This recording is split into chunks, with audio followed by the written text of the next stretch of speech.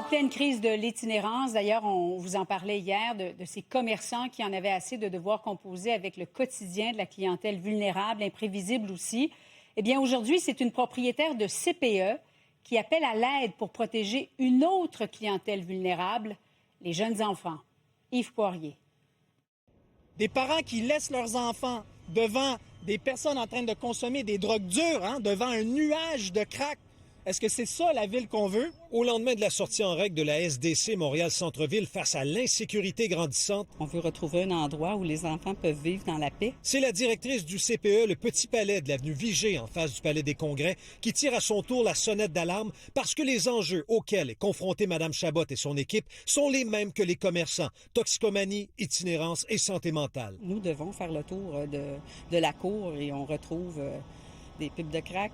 On a des alcôves sur les côtés, alors c'est une belle place pour ces réfugiés. Et il y a les odeurs, que dire de les odeurs? Sylvie Chabot n'en est pas à sa première intervention médiatique. On a même vu dans le passé un policier escorter les tout-petits lors des marches extérieures. Mardi, elle est allée plus loin en réclamant une relocalisation urgente du CPE dans ses anciens locaux de la rue Notre-Dame près du Palais de justice qu'il occupait avant un dégât d'eau. Elle espère notamment recevoir un appui financier pour compenser les frais d'un éventuel déménagement. Il faut aussi s'entendre sur la résiliation du bail sans pénalité avec la SQI dans les locaux actuels. Donc, rompre un bail pour avoir des conséquences financières.